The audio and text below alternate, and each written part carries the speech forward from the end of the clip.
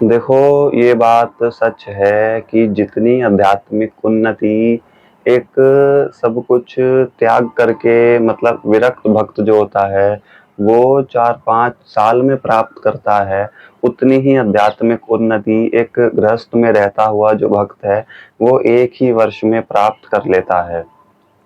उसका मुख्य कारण ये है कि देखो, जो जिसने सब कुछ छोड़ ही दिया है, जो घर परिवार संसार छोड़ करके दूर चला गया है, उसके पास लड़ने के लिए केवल उसके आंतरिक शत्रु हैं।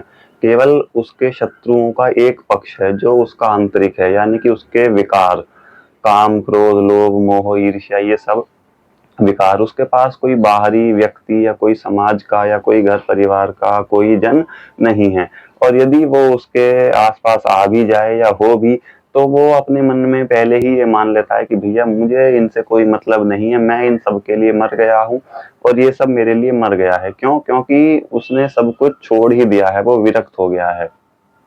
लेकिन गृहस्थ वालों के साथ ऐसा नहीं होता। उनके साथ क्या होता है, देखो, गृहस्थ साधक का मतलब है दो धारी तलवार पे चलना, ना इधर चल सकते ना उधर चल सकते। क्यों?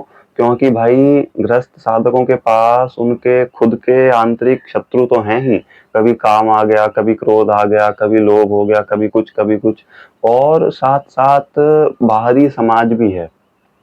अब चाहे वो घर परिवार के लोग कह लो या समाज के परिवार रिश्तेदारी मतलब दुनियादारी के लोग कह लो, कभी कोई कुछ कह रहा है, कभी कोई कुछ कह रहा है, कोई कुछ ताना मार रहा है, भाई बहुत ज्यादा मतलब दिक्कत रहती है, गड़बड़ी वाला हिसाब रहता है शुरुआत में। तो और वैसे भी देखो, तुलसीदास जी ने कहा भी है, गृह कारज नाना जंजाला। जब भक्ति के विघ्न की बात आई तो उन्होंने ये लिखा, गृह कारज नाना जंजाला। भाई गृह कारज यानी कि घर के काम काज इतने हो जाते हैं कि गृहस्थ साधक बेचारा सही ढंग से भक्ति कर ही नहीं पाता। नाना जंजाला तो बहुत सारा, ये बहुत बड़ा जंजाल उसके सामने बन जाता है। खैर, जितनी बड़ी तपस्या उतना बड़ा फल ही। अब विरक्त जितना 3-4 साल में पाता है, गृहस्थ उतनी ही भक्ति करके 1 साल में पा लेता है।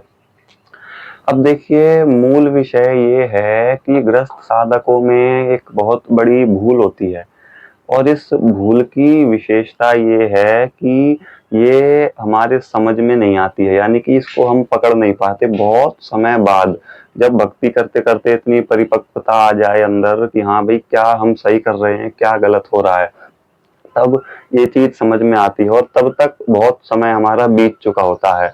तो कोई गलती यदि पहले ही समझ में आ जाए और हम उसका सुधार कर लें, तो होगा कुछ नहीं, हमारा समय बच जाएगा।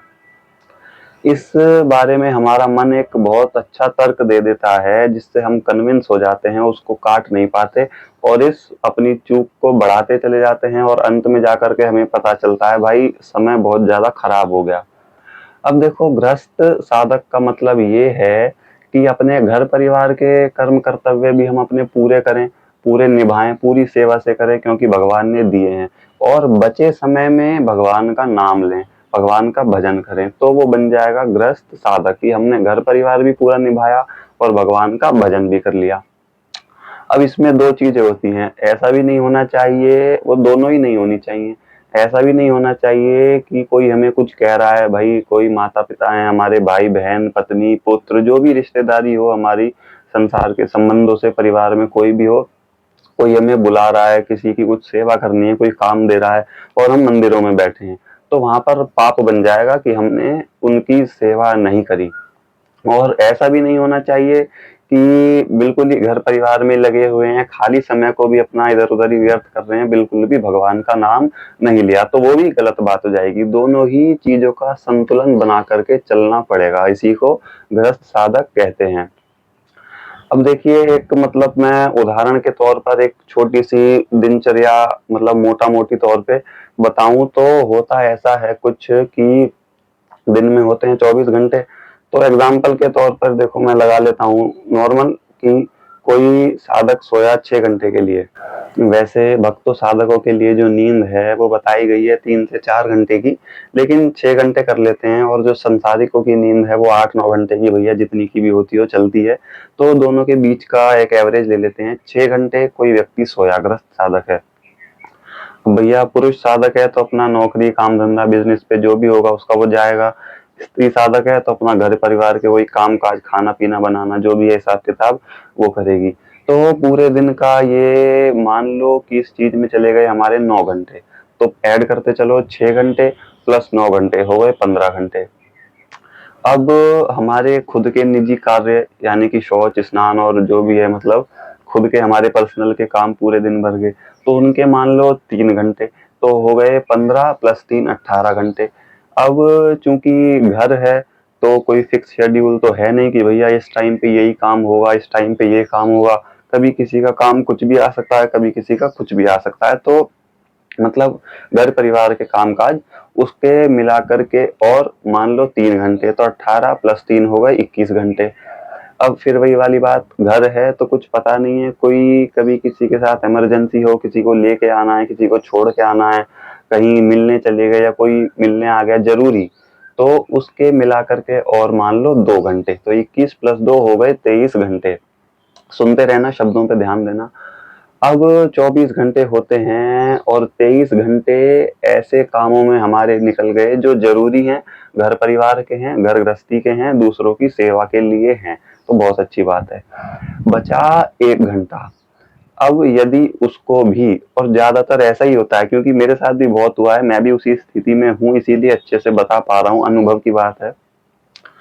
उस 1 घंटे में हम क्या करते हैं, फोन चला लिया, किसी को फोन मिला लिया, कहीं बिना मतलब कि घूमने निकल गए, कुछ नहीं हुआ तो टीवी चला लिया, ये सब काम कर लिया, तो भैया वो 1 घंटा हो गया व्यर्थ। और फिर एंड में हमारा मन तर्क क्या देता है कि भाई तू तो घर गृहस्थी में था, तू तो अपना घर के काम निपटा रहा था, तो भगवान का भजन करने का समय कहाँ मिलता। ये बहुत बड़ी चूक हो जाती है, बहुत बड़ी गलती हो जाती है, जो बहुत बाद में जाकर के समझ में आती है। ऐसा नहीं है, ये फिर क्या माना जाएगा, ग्रस्त साधक नहीं माना जाएगा, पूरा दिन वो घर गृहस्थी का ही मान लो आप, भगवान के भजन का नहीं हुआ ऐसा मानो। और वो जो 1 घंटा बचा है, यदि उसमें भगवान का भजन कर लिया गया, अपने 23 घंटे के पूरे काम हमने निपटा दिए, उस 1 घंटे में भगवान का नाम लिया, तो वो 1 घंटा ही पूरे 24 घंटे बन जाएंगे और हमारे पूरे दिन का भजन बना देंगे। क्यों? अब देखो, गृहस्थ साधक का मतलब क्या होता है, उसकी मूल परिभाषा, स्पष्ट सरल परिभाषा समझो। गृहस्थ भक्त का मतलब है गृहस्थ, यानी कि पहले अपने घर परिवार के कार्य, अपने घर परिवार के कर्म कर्तव्य, जिसके भी प्रति कोई भी रिश्ता संबंध भगवान ने हमको दे रखा है, माता है, पिता है, पुत्र है, पत्नी है, बहन है, भाई है, कोई भी हो, तो उनके प्रति जो हमारी सेवा भाव है, जो हमारा सेवा व्यवहार है, पहले वो सारा पूरा करो। उसमें यदि 23 घंटा 45 मिनट भी निकल गए ना, 15 मिनट दिन के बचे हैं, तो उसमें अपनी पूरी श्रद्धा विश्वास से भगवान को समर्पित होकर के उनका नाम जपो, भगवान का भजन करो। तो वो जो 15 मिनट का भजन है वो पूरे दिन का काम कर जाएगा, पूरे दिन का भजन बना देगा, पूरे दिन को सफल कर जाएगा। क्यों? क्योंकि भाई उत्तर ये रहेगा हमारे पास भी, और भगवान भी देखेंगे कि गृहस्थ साधक है, गृहस्थ के काम भी कर रहा है, बचे समय में भजन कर रहा है, तो वो संतुलन बन जाता है। और हम ज्यादातर क्या करते हैं, हमें ये चीज समझ में नहीं आ पाती कि जो बचा समय है हम उसको भी व्यर्थ कर देते हैं। पहली बात तो यही समझ नहीं पाते कि बचा समय कौन सा है और सार्थक कामों में लगा हुआ समय कौन सा है। बचे का मतलब ये है कि जो हम फालतू काम कर रहे हैं, जो नहीं करने चाहिए, वो हम फालतू ही तो कर रहे हैं, तो समय वेस्ट ही तो हो रहा है, तो यानी वो बचा हुआ समय है, हम उस समय भगवान का भजन कर सकते हैं, तो वो नहीं कर रहे हैं। तो भाई मुझे नहीं लगता कि किसी के पास भी 1 मिनट 15 मिनट 20 मिनट भी ना होते हों पूरे दिन में जो भगवान का भजन ना किया जाए। तो यदि हम बाद में ऐसा कहें कि हम तो गृहस्थी में थे, हमें तो भजन करने का समय ही नहीं मिला, बहुत बड़ी भूल होगी, बहुत बड़ी चूक होगी, बिल्कुल गलत बात है, ऐसा नहीं हो सकता। किसी ना किसी को मतलब हर किसी को कम से कम 15 मिनट 20 मिनट आधा घंटा तो रोज का मिलता ही है, जिसमें वो कुछ नहीं कर रहा होता या फिर फालतू के काम कर रहा होता है। यदि आप को कुछ भी नहीं कर रहे हो, बिल्कुल खाली बैठने का समय आपको नहीं मिल रहा है, तो आप ऑब्जर्व करो कि कुछ ना कुछ फालतू काम जरूर कर रहे होंगे जिसमें भगवान का भजन कर सकते हो। तो भैया इस चीज पर विशेष ध्यान रखा जाए, बहुत सावधानी से इस चीज को समझना चाहिए कि जितना जरूरी काम है वो हम अपना पूरा कर लें, उसके बाद बचे समय में भगवान का भजन कर लें, तो फिर हम माने जाएंगे ग्रस्त साधक कि हमने घर परिवार में भी अपना समय दिया और भगवान के भजन में भी अपना समय दिया। चलिए फिर मिलते हैं ऐसे ही किसी विषय के साथ। सभी को श्री गौरी शंकर सीताराम, राधे श्याम।